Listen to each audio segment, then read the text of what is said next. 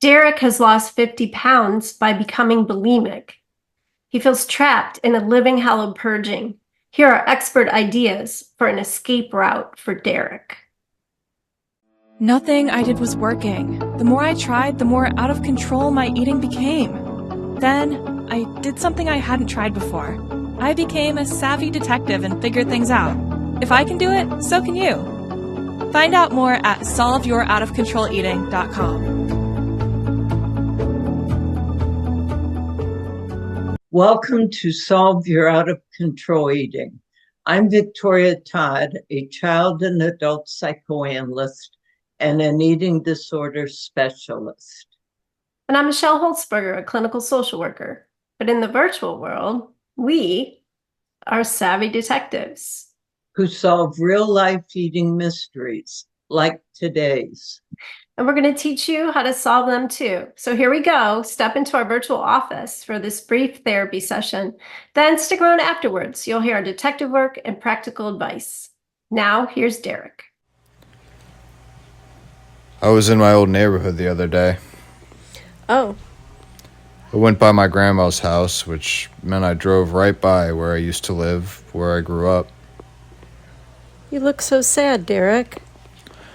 I don't like to talk about or even think about any of this. I want it to go away, but it doesn't. There's things I want to forget, but at night, I stay busy during the day, and after work, I go to the gym. I work out so hard thinking it will help me sleep, but then I go home and get in bed, and my mind turns on the horror show. Horror show? Can you tell me? It was just me and my mom. She worked, so my uncle took care of me, if that's what you want to call it. Beat me with anything he could get his hands on a regular basis. My dad wasn't around much. He was always in and out of trouble. Eventually, he was locked up for car theft or robbery or something related to drugs. I haven't seen him in years. The last time I saw him, he told me never to trust anyone. That was the extent of his fatherly advice. Everyone in my family is fat. My mom, aunts, uncles, grandma, they have health problems, high blood pressure, diabetes, gout. I suppose that's because we all lived on cereal, fast food, snacks. Nobody ever drank water. There's always juice or pop. On Sundays, we would go over to my grandma's and she would cook nothing healthy, but at least it was homemade. Was your grandma kind to you? Kinda, but even she said things. I remember them talking about my uncle getting in a bad motorcycle accident. I asked her if that was when I was little. She said, "You were never little. You were just young." When I look at you, well, it's hard to imagine that you were ever overweight. I was really fat as a kid. I was constantly made fun of, bullied, and beat up. There was some real athletic boys in the neighborhood. I was so slow compared to them. The only thing I was fast at was eating. They called me Fat Boy Speedy. Some people still call me that. Fat Boy Speedy, how you doing? Even now? Yeah, they don't forget. Once a fatso, always a fatso. In school, I was never picked to be on any team. I was always assigned. And everyone on the team would roll their eyes because nobody wanted me. Swimming was the worst. I wore a t-shirt, but everyone could still see my rolls and man boobs. I skipped that class as much as possible, but Mom found out and made me go. It all sounds so sad. Yeah, that's the shit that goes through my head at night. My mom didn't help me any. I remember she got me this ugly-ass yellow suit to wear to church for Easter. My cousin started singing "Here Comes the Sun," and I cussed him out at church. Boy, did I get my ass beat for that one when I got home. My cousin and his friends were the ones who bullied me, kicked my ass every chance they got. Used to punch me till I cried and then ridicule me. Once they beat me up and I peed all the way down to the ground. then they wipe my face in it. Oh, sounds terrible, Derek. Was there anyone who you could turn to for help? My pastor, but he wasn't always available. I had a real kind speech therapist too. I had a bad stammer, but she really helped me.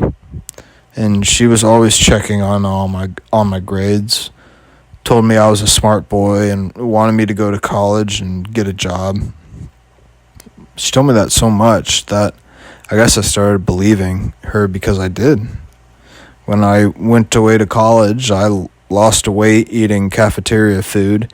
Even that was healthier than what we ate. I still ate a lot of junk at night, though.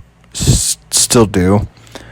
At night, during the day, I do okay, but at night. What happens at night, Derek? That's when the horror show starts. All the bad memories come flooding back like a tidal wave. I can't seem to forget them. I want them to go away. That's when I start eating. I eat up all kinds of junk. But you're not overweight. I'm not fat because I'm bulimic. I've been bulimic for the last 10 years. Nobody knows. Just like my dad's in prison, so am I. Bulimia started out okay. I couldn't stop the memories, and the food helped somehow. So did the bulimia. Kept me from getting fat. But now it's a worse hell than my childhood. Now comes the detective work. Boy, does Derek sound depressed. Yes, he talks in a monotone. Somehow I can picture his affect, flat. And really, who wouldn't be depressed? He's had a very sad life. Yes, suffered so much physical and emotional abuse. And he still does, thanks to the memories which keep him anxious and agitated. He said the food helps, and I suspect in a comforting way. Right. But then he gets worried about gaining weight. Weight that he succeeded in losing. Thanks to the bulimia, according to him. But now the bulimia has become very problematic. You know, he must feel trapped. I mean, either in his mind, he feels like he's either going to be fat or bulimic. There's no other way. I think you're absolutely right. But this is a smart guy. He has to know there are other options, as in healthy eating. But he just can't do that at this point because he's haunted by these old memories.